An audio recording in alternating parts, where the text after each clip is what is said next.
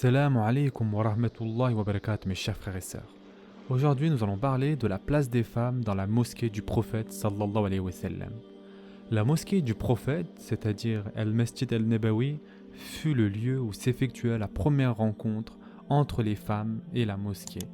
Celles qui désiraient prendre exemple du prophète sallallahu alayhi wa sallam en le voyant, voulaient apprendre la religion en l'écoutant, ressentant le besoin de lui poser des questions et lui offrir des cadeaux, et souhaitaient par-dessus tout goûter au plaisir de la prière dirigée par le messager d'Allah sallallahu alayhi wa sallam. Ainsi, elles prirent leur place parmi les fidèles permanentes de la mosquée. Elles étaient venues rendre visite à l'hôte sacré qui honora Médine. Elles crurent en sa prophétie et emportées par l'enthousiasme de la foi qui venait tout juste de naître dans leur cœur, elles prêtèrent serment.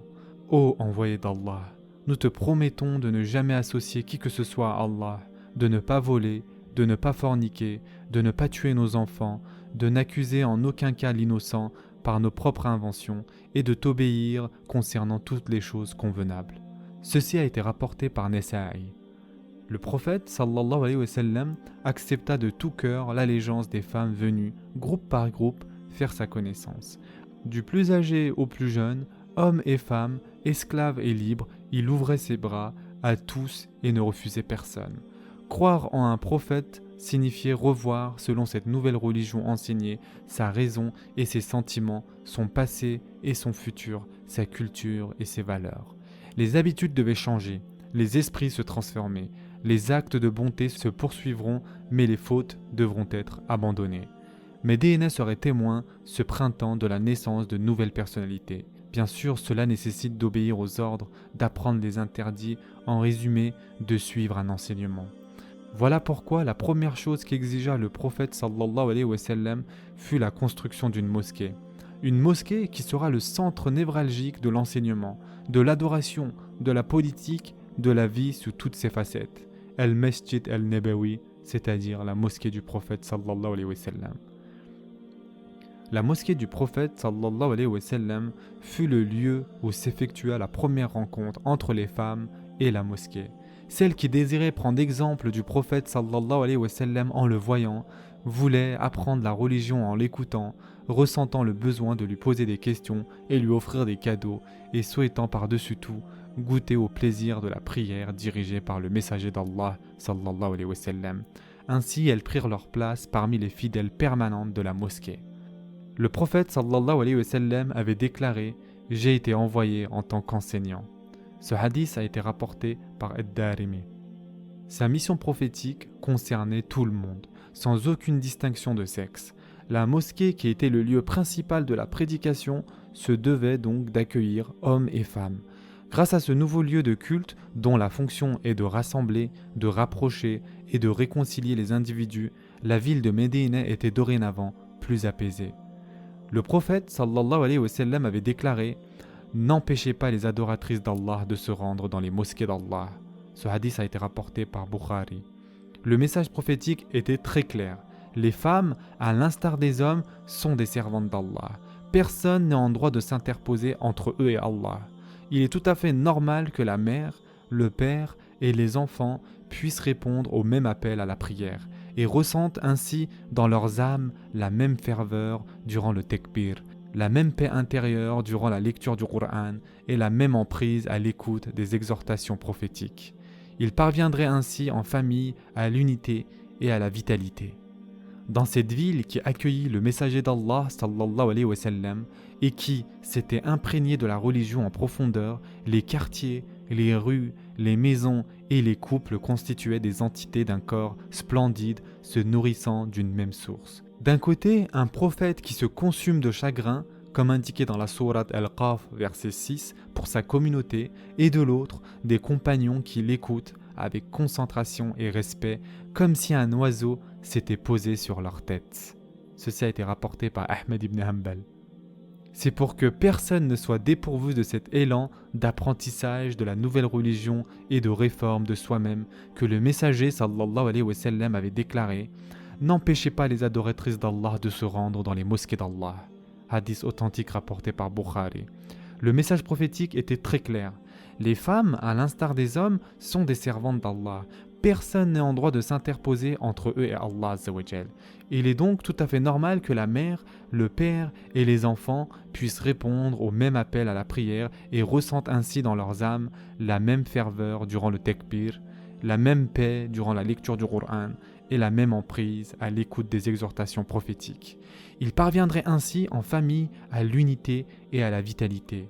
Cet esprit de complémentarité fut cependant considérablement endommagé par la pensée qui éloigna durant des siècles les mères et leurs enfants de la mosquée, ainsi en faisant de la mosquée un lieu de culte ne servant qu'un seul et unique membre de la famille. En effet, le messager sallallahu alayhi wa sallam, lui, n'avait jamais éloigné les femmes de la mosquée. Il n'était pas question de les empêcher d'accéder à l'honneur de prier derrière lui et au plaisir d'écouter ses enseignements. Et lorsque les femmes se plaignirent auprès de lui et lui demandèrent « Ô envoyé d'Allah, ce sont toujours les hommes qui bénéficient de tes paroles. Pourrais-tu nous enseigner aussi ce qu'Allah te révèle à un moment précis que tu auras choisi ?» Le prophète sallallahu alayhi wa sallam organisa ainsi des cours spécifiques pour les femmes au moment et lieu qu'ils décidèrent. Ceci a été rapporté par Bukhari. Il savait que l'effort fourni par une femme représentait l'éducation de toute une génération et non pas d'une seule personne. Le prophète sallallahu alayhi wa sallam était conscient qu'un être qui aurait fait connaissance de la mosquée dans les bras de sa mère porterait les traces de cette rencontre tout au long de son évolution. C'est ainsi que le messager d'Allah sallallahu alayhi wa sallam a dit « J'entame la prière en tant qu'imam avec l'intention de la prolonger, mais j'entends les pleurs d'un enfant et je fais vite et je raccourcis la prière, car je sais que sa mère sera anxieuse et attristée par ses pleurs. » Subhanallah. Ce hadith a été rapporté par Bukhari. La mère se devait d'y être pour éduquer son cœur et son esprit. Elle devait apprendre à la mosquée la vérité, le bon et le juste, pour ensuite l'enseigner à ses enfants. Mais l'esprit qui l'éloigna des cours, des exhortations et des sermons de la mosquée la contraignit à l'ignorance et la laissa dans l'obscurité des superstitions et des croyances erronées. La mosquée du prophète sallallahu alayhi wa sallam était comme un noyau qui abritait tous les codes de la société musulmane. Le messager d'Allah sallallahu alayhi wa sallam y dirigeait la prière en groupe, y écoutait ceux qui venaient le consulter et y jugeait les litiges. Il discutait des problèmes de la ville dans sa mosquée et y recevait les délégations officielles venues lui rendre visite. Ainsi, en les conviant à la mosquée, il n'appelait pas les femmes uniquement à adorer leur Seigneur, mais aussi à participer de manière active à la vie en société.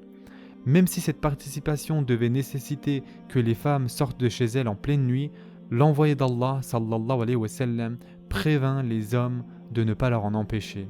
Si vos femmes vous demandent de les laisser partir la nuit à la mosquée, permettez-leur d'y aller. Ce hadith a été rapporté par Bukhari. Cet avertissement prophétique eut tout de suite des conséquences, comme le démontre la parole d'Aïcha radiallahu anha. Les femmes croyantes, couvertes par leur voile, assistaient à la prière du matin avec le prophète sallallahu alayhi wa sallam, puis elles rentraient chez elles tellement qu'il faisait noir, sans que personne ne les reconnaisse. Ceci a été rapporté par Bukhari.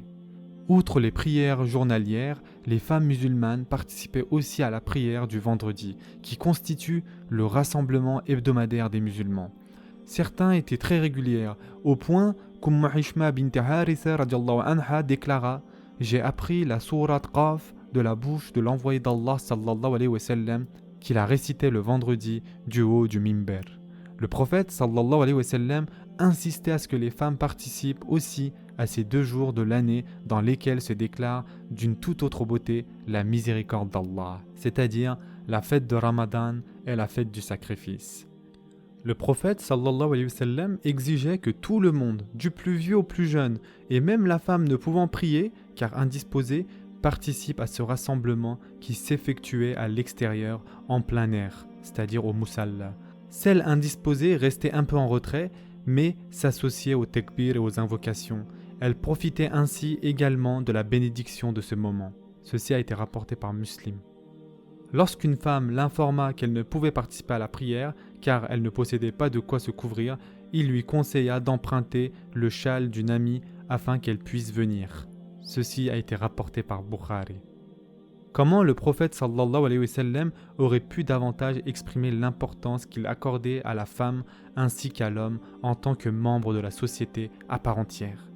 Quoi de plus naturel pour la femme qui par son essence est honorable du fait de la mission et de la responsabilité qu'Allah Azza wa Jal lui confia, que d'être en droit de se diriger vers la Qibla dans les mosquées d'Allah Azza wa Jal, se prosterner, écouter avec concentration et réflexion les sermons et avoir accès à la culture. Comment peut-on dire que ceux qui disent aux femmes « Occupez-vous de vos enfants et si possible prenez-les et sortez de la mosquée » agissent conformément à la sunna du prophète sallallahu alayhi wa sallam? Comment pourrait-on dire ça, mes chers frères et sœurs? Où est donc passée la courtoisie du messager sallallahu alayhi wa sallam qui exigea que les hommes restent quelque temps assis après les prières afin de permettre aux femmes de sortir sans être dérangées? Comment la perspicacité de l'envoyé d'Allah sallallahu alayhi wa sallam qui exigea des femmes de venir aux mosquées sans se parfumer afin de ne pas causer de problème a-t-elle si vite été oubliée? Wallahi, le temps passa et les esprits se transformèrent. Les langues, qui exprimèrent pourtant sans cesse la nostalgie de la sunna prophétique, se mirent à imposer des interdits contraires à celle-ci. Les femmes et les enfants disparurent des mosquées. Ceux qui n'enseignaient pas à leur famille les règles de bienséance concernant la mosquée et la prière en groupe sont-ils en droit sous prétexte qu'ils perturbent et dérangent durant la prière de les empêcher de venir?